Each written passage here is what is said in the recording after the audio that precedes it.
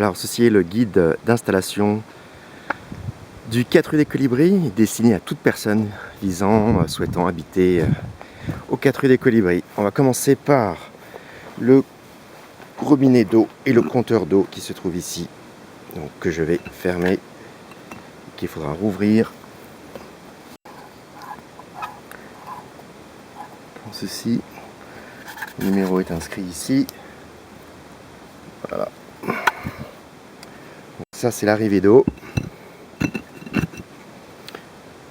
Voilà. Ensuite on passe au compteur électricité.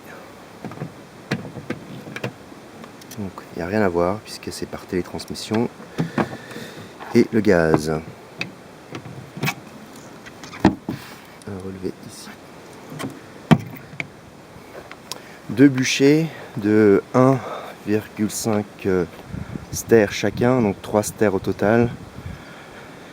Vous avez une bâche ici pour, lorsque vous faites livrer, protéger le gravier et pas mettre du bois partout. Donc pensez bien à mettre la bâche avant de décharger les bûches.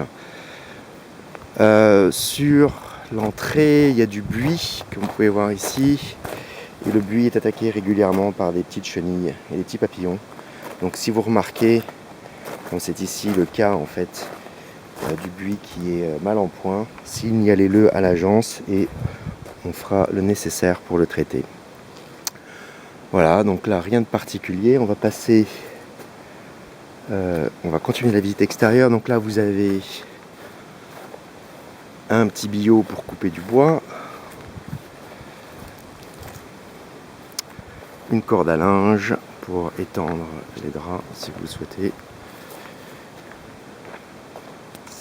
Donc là un barbecue. On va passer au fond du jardin tout de suite.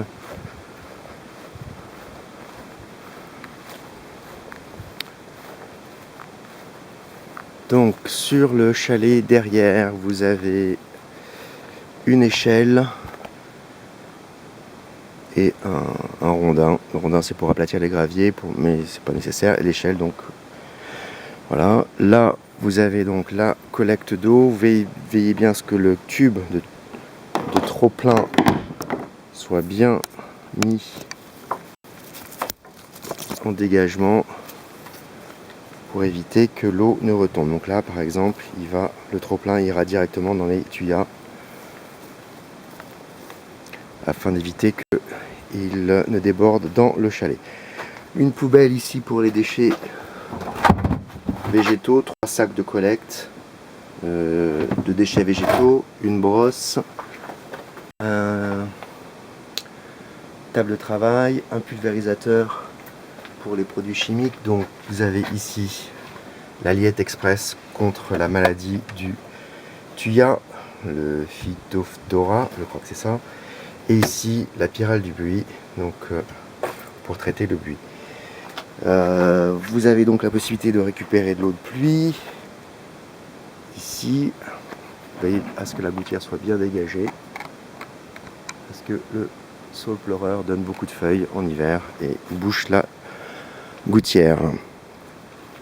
Le chalet, vous n'y avez pas accès, donc ça on peut le fermer.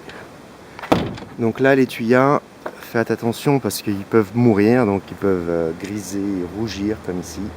Donc ils ont été traités récemment, mais là il y en a un qui est mort, donc il a fallu couper. Donc c'est toujours embêtant d'avoir un tuya qui meurt dans une haie parce que ça fait un gros trou. Donc si vous voyez effectivement qu'il commence à devenir rouge, prévenez l'agence et on fera aussi le nécessaire. Voilà, bien pensez si vous souhaitez couper la lavande pour qu'elle repousse mieux l'année prochaine. Et c'est à peu près le tour extérieur.